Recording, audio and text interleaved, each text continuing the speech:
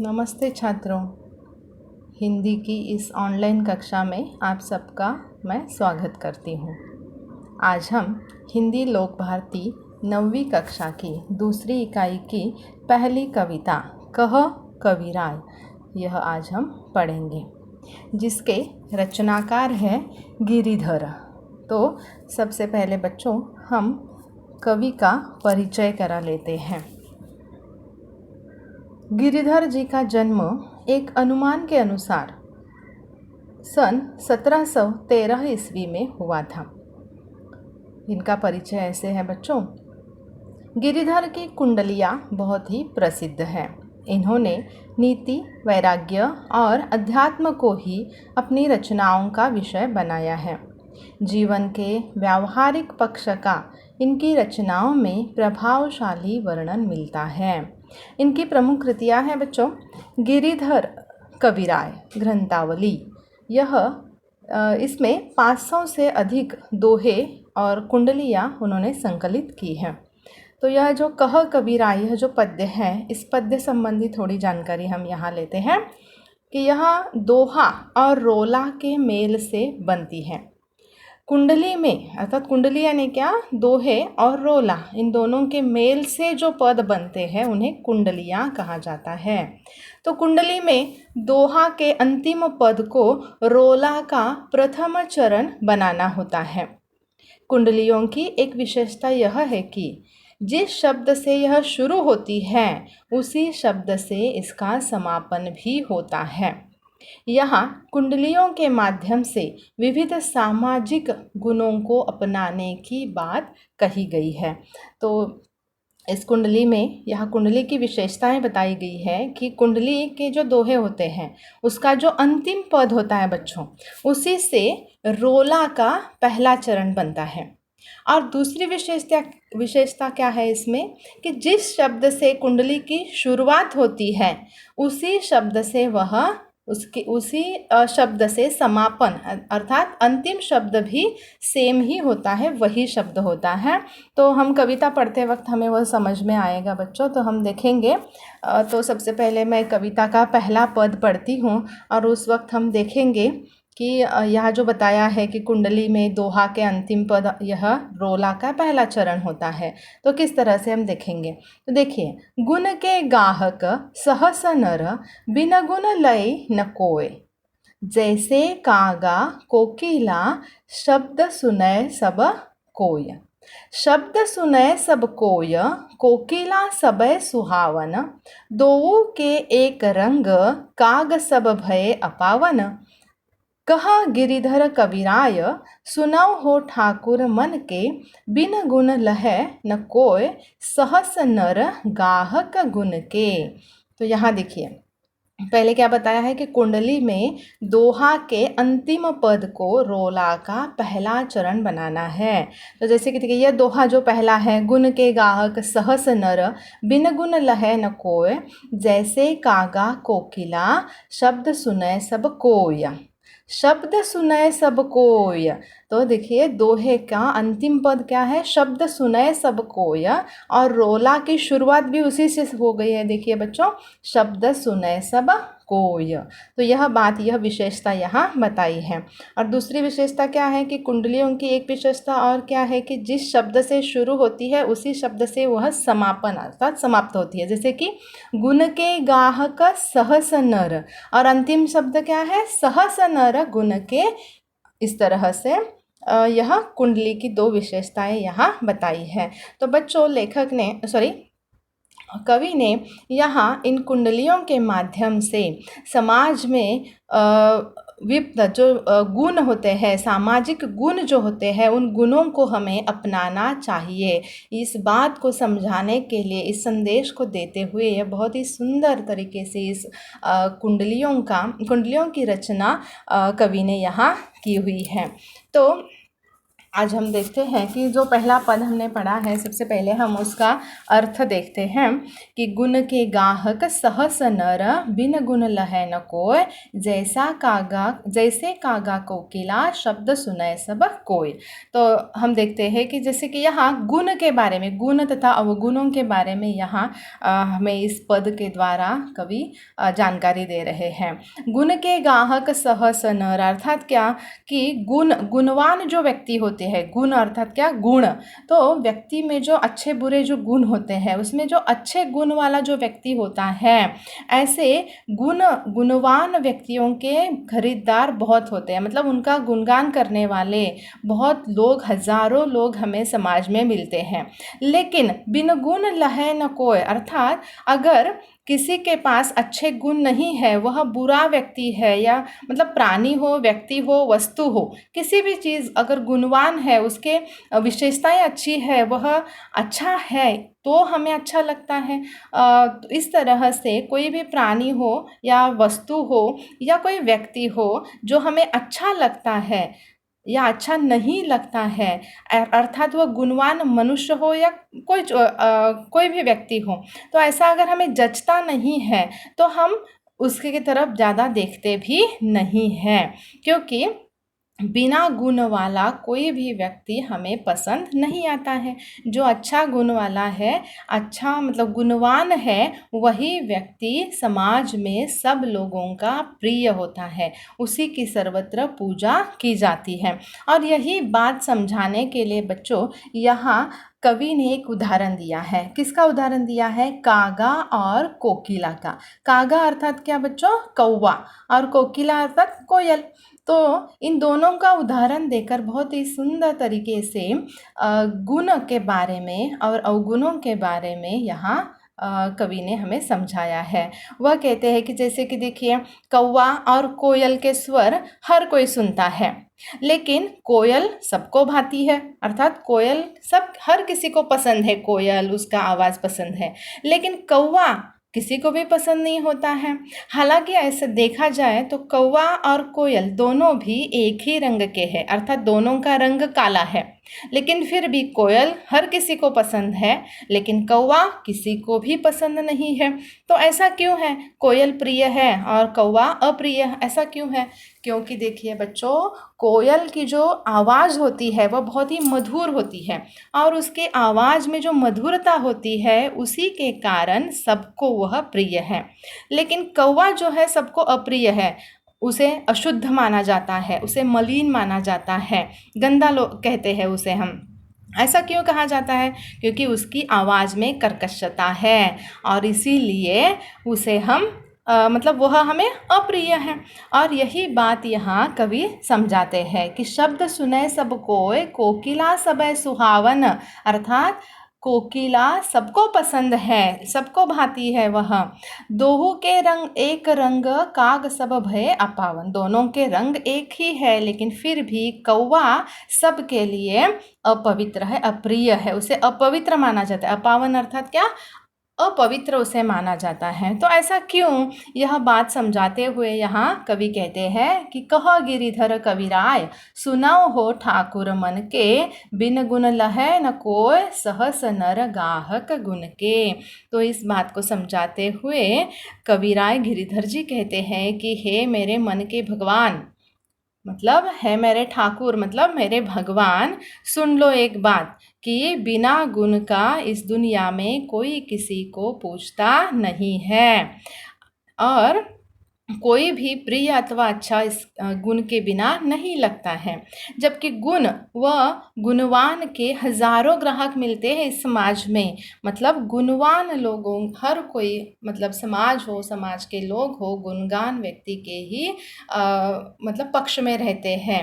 अवगुणी जो व्यक्ति होता है उसके पक्ष में कोई रहता ही नहीं है, हर कोई गुणवान व्यक्ति के उपासक है। ऐसा यहाँ इस पद के द्वारा कवि कहते हैं। उन्होंने और यह कहते हुए, इस बात को समझाते हुए कवि कहते हैं कि हमें अक्सर क्या करना चाहिए, अच्छे गुणों को धारण करना चाहिए, गुण की ओर प्रवृत्त होने तथा जीवन को मूल्यवान बनाने का संदेश इस पद के द्वारा दिया जाता है। तो देखिए क्यों ऐसा, क्योंकि गुणवान व्यक्ति जो होता है हमेशा दूसरों के हित के बारे में ही सोचता है, और अवगुणों से भरा हुआ जो व्यक्ति होता है ना बच्चों, वह हमेशा दूसरों का अहित कैसा हो यही सोचता रहता है। इसलिए जहाँ देखो वहाँ गुण का ही गुणगान किया जाता है, गुण का ही वर्णन किया जाता है, और हर कोई गुण के पक्ष में ही होते हैं। जहाँ हम नहीं होते वहाँ हमारे गुण तथा अवगुण हमारा प्रतिनिधित्व करते हैं। अर्थात क्या बच्चों, हमारे पीठ पीछे अगर हम गुणी हैं तो भी लोग हमारा नाम निकालते हैं कि अरे वाह अच्छा लड़का है, अच्छी लड़की है। अगर अवगुण है मतलब बुरा है तो भी यह कितना लड़का बुरा है, ये लड़की बुरी है, इस तरह से पीठ पीछे लोग बातें करते हैं। तो इस तरह से हमारे गुण अच्छे अगर है तो हर कोई हमारी प्रशंसा करता है, हमारी स्तुति करता है। तो इस तरह से हमें अगर जीवन में आगे बढ़ना है, अच्छा एक इंसान बनना है, तो हमारे गुण बहुत ही मायने रखते हैं हमारे इस जीवन में। और इसीलिए इस पद के द्वारा कवि हमें संदेश देते हैं कि हमें गुण की तरफ प्रवृत्त होना है, अच्छे गुणों को हमें भरना है, अच्छे गुणों के मार्ग पर ही हमें चलना है, अच्छे कार्य हमें करने हैं, लोगों को मदद करना है। तो सहकार्य हो, सहकारिता हो, इस तरह से अच्छे अगर गुण हम में हैं तो हमारा जीवन भी मूल्यवान बन सकता है। और यही संदेश हमें इस पद के ज़रिए कवि ने दिए हुए हैं। हम दूसरा पद देखेंगे। देखा सब संसार में मतलब का व्यवहार, जब लगी पैसा गांठ में तब लागी ताको यार। तब लगी ताको यार, यार संग ही संग डोले, पैसा रहा न पास यार मुख से नहीं बोले। कहा गिरिधर कविराय, जगत का ये ही लेखा, करत बेगर जी प्रीति, मित्र कोई बिरला देखा। तो यहाँ देखिए बच्चों, इस पद में कवि ने सच्चे और झूठे मित्रों की पहचान किस तरह से करनी चाहिए इसका मार्ग बताया है। तो यहाँ कवि क्या कहते हैं, देखा सब संसार में मतलब का व्यवहार, मतलब अर्थात स्वार्थी व्यवहार, जब लागी पैसा गांठ में तब लागी ताको यार। तो यह जो संसार है, यह जो सारी दुनिया है, यहाँ जहाँ देखो वहाँ क्या भरा हुआ है, मतलब का व्यवहार भरा हुआ है। अर्थात क्या, हर तरफ स्वार्थ दिखाई देता है, हर रिश्ता जो होता है स्वार्थ पर टिका हुआ दिखाई देता है, उसकी बुनियाद जो है स्वार्थ पर टिकी हुई है। तब जब तक किसी के पास पैसा होता है, जब लागी पैसा गांठ में तब लागी ताको यार, अर्थात किसी व्यक्ति के पास जब तक बहुत सारे पैसे होते हैं तब हर कोई उसका मित्र बनना चाहता है बच्चों। जब कोई पैसे वाला व्यक्ति होता है, उस पैसे वाले व्यक्ति का हर कोई मित्र बनना चाहता है। लेकिन आगे क्या कहते हैं देखिए, तब लागी ताको यार, यार संग ही संग डोले। जब पैसा होता है तो हर कोई उसकी मित्रता करना, उसके साथ इधर उधर घूमना सबको अच्छा लगता है, उसका साथ देते हैं, हर कार्य में उसके साथ वह रहते हैं। लेकिन आगे कहते हैं, पैसा रहा न पास यार मुख से नहीं बोले। मतलब अगर किसी कारणवश समझो उसे अमीरी से वह व्यक्ति गरीब हो गया, उसके पास के सारे पैसे ख़त्म हो गए, तो ऐसे व्यक्ति के पास सीधे मुँह बात करने के लिए कोई भी नहीं आता है। जब वह पैसे वाला था तब बहुत सारे उसके मित्र थे, लेकिन जब उस पर आज एक कठिन परिस्थिति आई हुई है, कोई संघर्ष का माहौल उसके जीवन में आया हुआ है, या उसके पास पैसे नहीं है, ऐसे वक्त जो मित्र जो होते हैं वह सारे मित्र वहाँ नहीं आते हैं, स्वार्थी मित्र नहीं आते हैं। जो उसका सच्चा मित्र होता है वह उसका साथ कभी नहीं छोड़ता है, लेकिन जो स्वार्थी मित्र थे वह उसके पास आते ही नहीं हैं। क्योंकि ऐसा कहा जाता है बच्चों कि स्वार्थी मित्रों से बड़ा कोई और शत्रु इस दुनिया में नहीं होता है। ऐसा जो स्वार्थी मित्र है सिर्फ वो उसके पैसे के लिए उसके पास था, जैसे पैसा ख़त्म हो गया उसने उसका साथ छोड़ दिया। तो ऐसे बहुत सारे लोग हमें हमारे जीवन में मिलते रहते हैं, और ऐसे जो स्वार्थी मित्र होते हैं वो बाद में सीधे मुंह बात तक नहीं करते हैं। तब आगे कवि कवि कहा गिरधर कविराय, जगत काये ही लेखा, करत बेगर जी प्रीति, मित्र कोई बिरला देखा। तो आगे निस्वार्थ मित्र जो होता है बच्चों, उसके बारे में यहाँ कवि बताते हैं कि निस्वार्थ प्रेम करने वाले, साथ रहने वाले जो मित्र होते हैं वह कुछ निराले ही, बिरला अर्थात क्या, निराले ही होते हैं। और ऐसे निराले मित्र बड़ी मुश्किल से मिलते हैं, कभी कभी ही दिखाई देते हैं जो सच्चे मित्र होते हैं। तो इस तरह से इस छंद में कवि ने स्वार्थ और निस्वार्थ में अंतर बताते हुए हमें निस्वार्थ रिश्ते को पहचानने की कोशिश करना चाहिए, यह संदेश हमें इस पद में दिए हुए हैं। अमीरी और गरीबी में सच्चे झूठे मित्रों की पहचान करने का मार्ग दिखाया है। जैसे कि हम अमीर होते हैं तो हमारे बहुत सारे मित्र होते हैं, लेकिन जैसे ही हम गरीब होते हैं तो ये स्वार्थी मित्र अपना साथ छोड़ देते हैं। तो इस तरह मतलब अमीरी और गरीबी में या सुख और दुख में हम सच्चे मित्रों की पहचान करा सकते हैं। तो इस तरह से मित्र जो होता है, निस्वार्थ मित्रता क्या होती है बच्चों, मतलब मित्रता के फूल बहुत ही कम खिलते हैं, क्योंकि मित्रता के फूल खिलने के लिए दो ऐसे लोग होने चाहिए जो निष्कपट हो, निस्वार्थ हो, सहनशील हो और जिनकी समान सोच हो, अपने मित्र की खुशी में ही उसकी खुशी हो, ऐसा मित्र हमारा होना ज़रूरी है। हमारे मित्र तो बहुत सारे होते हैं, लेकिन उसमें से सच्चा मित्र कौन है, जो निस्वार्थ मित्रता हमसे रखता है, ऐसा व्यक्ति हमें पहचानना आना चाहिए। तो इसी बात का संदेश इस दूसरे पद में हमें कवि बताते हैं कि हमें सच्चे झूठे या निस्वार्थ और स्वार्थी मित्रों की पहचान करना ज़रूर आना चाहिए। किसी भी व्यक्ति पर, किसी भी मित्र पर हमें आंखें बंद करके विश्वास नहीं करना चाहिए, क्योंकि कुछ जो मित्र होते हैं वह जो होते हैं, जो स्वार्थी व्यक्ति होता है वह मित्रता तो करेंगे, लेकिन अब हमें मित्रता करेंगे तो वह आपको मजबूर, मतलब स्वार्थी मनुष्य से अगर हम मित्रता करते हैं तो वह हमें मजबूर बनाता है किसी न किसी बात के लिए। लेकिन अगर वहीं हम अगर सच्चे मनुष्य के साथ मित्रता करते हैं तो वह हमें मजबूत बनाता है, हर स्थिति से लड़ने की ताकत, वह साहस वह हमें देता है। तो इसीलिए हमें स्वार्थी मित्रों से बचना चाहिए और निस्वार्थ मित्रता को पहचान में आनी चाहिए, क्योंकि जो सच्चे लोग होते हैं वही हमारे सारथी होते हैं और जो कुछ लोग छुपे हुए स्वार्थी होते हैं। तो इसमें से कौन सारथी है और कौन स्वार्थी है, यह पहचान करना बहुत ही ज़रूरी होता है अपने जीवन में। तीसरा पद हम पढ़ेंगे। झूठा मीठे वचन कही, ऋण उधार ले जाए, लेत परम सुख उपजय, लेकै दियो न जाए। लेकै दियो न जाए, ऊंच अरु नीच बतावे, ऋण उधार की रीति, मांगते मारन धावे। कह गिरिधर कविराय, जानी रहे मन में रूठा, बहुत दिना हो जाए, कहे तेरो कागज झूठा। तो इस पद में कवि क्या बताते हैं कि ऋण के बारे में यहाँ बताया। ऋण अर्थात क्या, कर्ज देना। तो देखो बच्चों, हम कभी कभी अपने मित्रों को, अपने सगे संबंधियों को, रिश्तेदारों को क्या देते हैं, ऋण देते हैं, कर्जा देते हैं। तो वह कर्जा देते वक्त हमें सोच समझ कर कर्जा लेना देना, मतलब ये जो लेन देन होती है वह सोच समझ कर करनी चाहिए। किसी भी व्यक्ति को विश्वास रखकर, उस व्यक्ति पर विश्वास रखकर हमें कर्जा नहीं देना चाहिए। तो इसी के बारे में यहाँ हमें कवि सिखाते हैं कुछ बातें।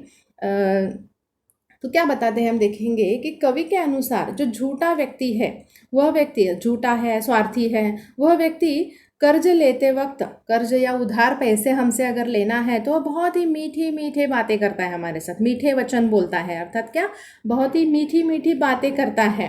कब तक, जब तक उसे हम उधार पैसे नहीं देते तब तक। और कर्ज लेते ही मतलब हम खुश होकर उसे पैसा दे देते हैं, उसकी मदद करने के लिए उसे कर्जा दे देते हैं।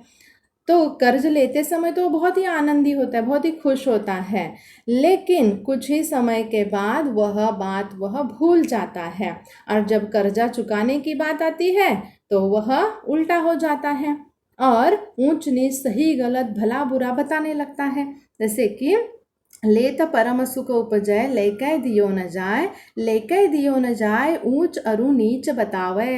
अर्थात क्या, जब हम अपने कर्जे के पैसे उसके पास मांगने के लिए जाते हैं ना बच्चों, तब वह हमें ही गालियां देने लगता है, ऊंच भला बुरा कहने लगता है, मैंने कब तेरा कर्जा लिया हुआ है, इस तरह से। मतलब उसे पैसे देने नहीं होते हैं, इसलिए शायद वह इस तरह का बर्ताव करने लगता है। और इसीलिए कवि कहते हैं कि कर्ज उधार का नियम ही यही है। क्या कि देनदार यदि अपना कर्जा मांगता है तो कर्जदार उसे मारने के लिए दौड़ता है। मतलब कर्ज का एक नियम ही है, जो कर्जा लेते वक्त बहुत मीठे मीठे बोलते हैं, और कर्जा वापस जब देना होता है, पैसे जब लौटा देने होते हैं, तब वह कर्ज देने वाले को ही मारने के लिए दौड़ता है।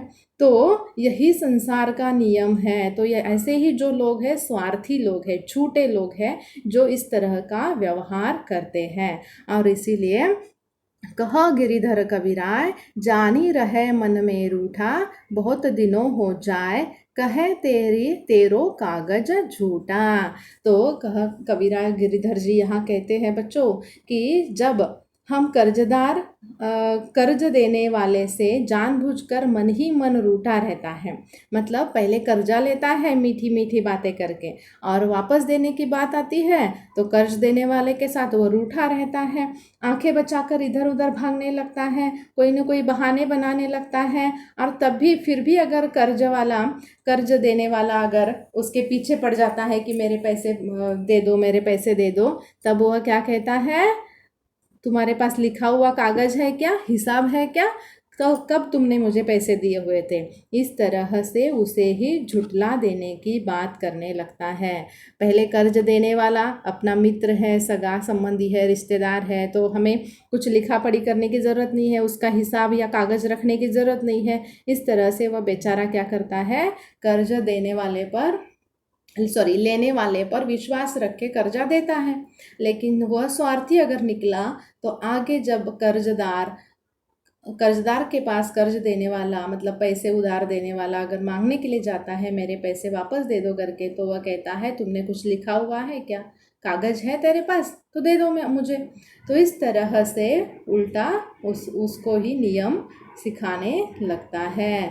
तो इस छंद में कवि कहते हैं कि कर्ज के लेन देन की स्थिति स्पष्ट यहाँ की गई है।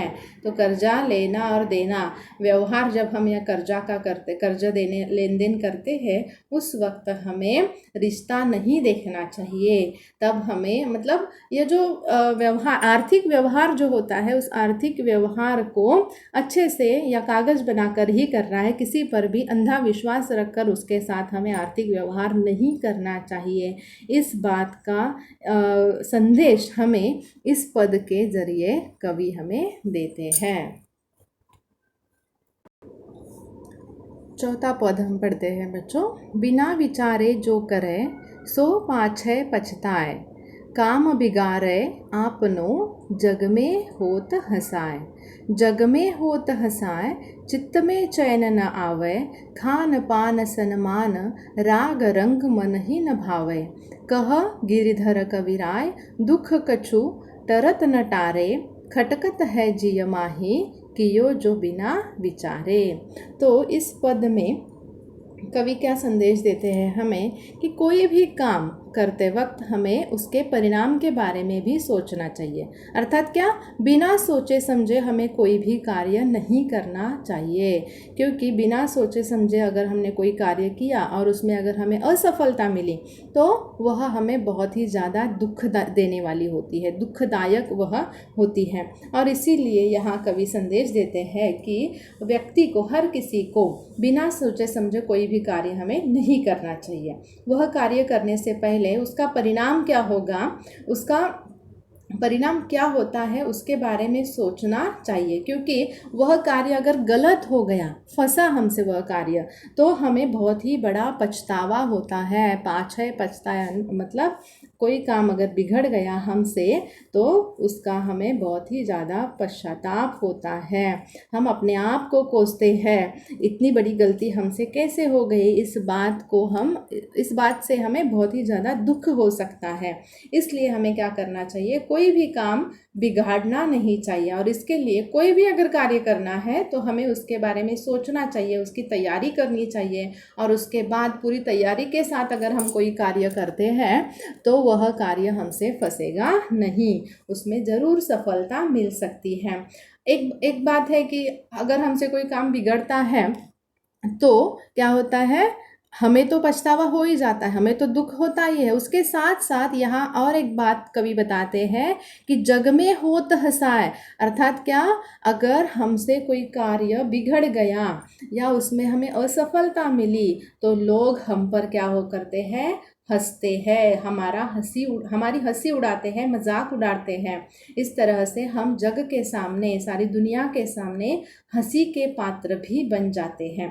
तो ऐसा हमें नहीं करना है, क्योंकि लोग अगर हम पर हंसते हैं तो हमें ज़रूर बुरा लगता है। पहले एक तो काम बिगड़ जाने के कारण बुरा लगा हुआ है, ऊपर से लोग हंसेंगे तो और भी ज़्यादा बुरा हमें लगता है। और इसके कारण क्या होता है, आगे देखिए कि चित्त में चैन न आवे, खान पान सन्मान राग रंग मन ही न भावे।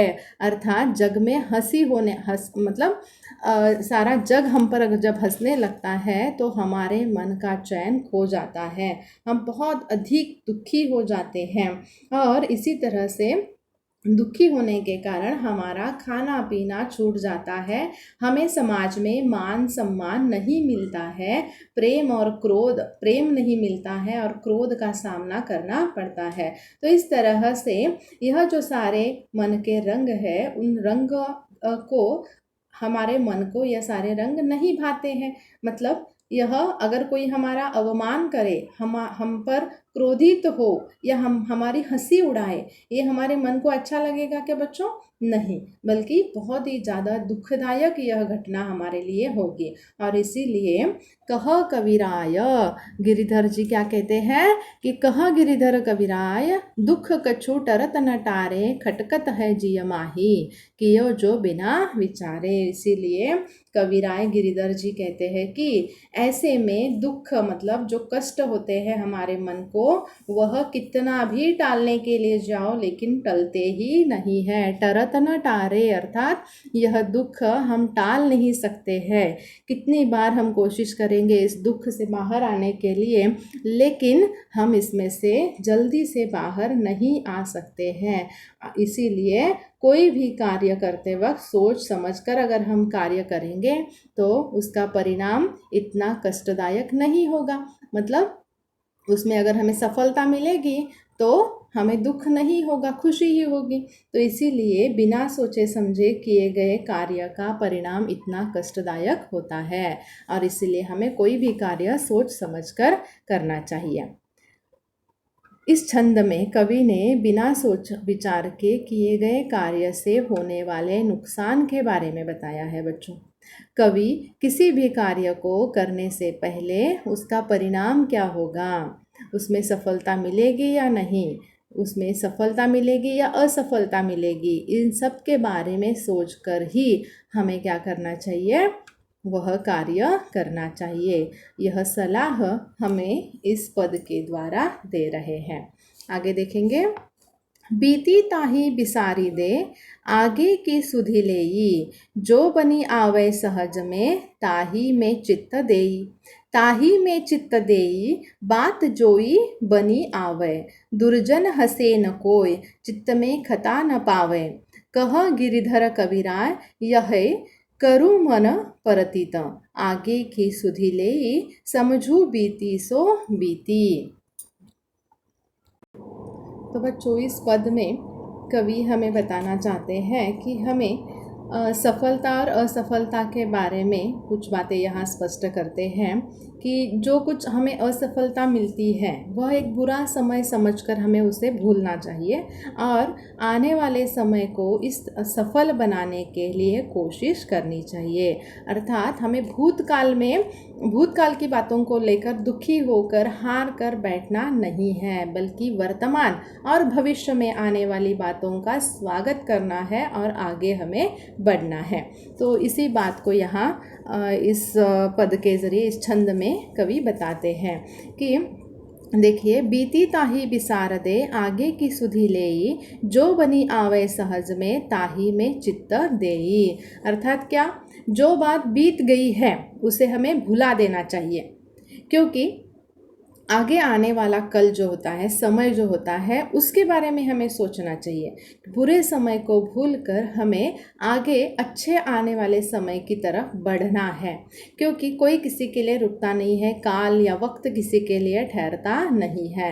एक ही बात को या भूतकाल में घटित घटनाओं को लेकर ही उसी में हम बैठेंगे, उसी बात को लेकर, तो हमारा वर्तमान और भविष्य दोनों बिगड़ सकता है।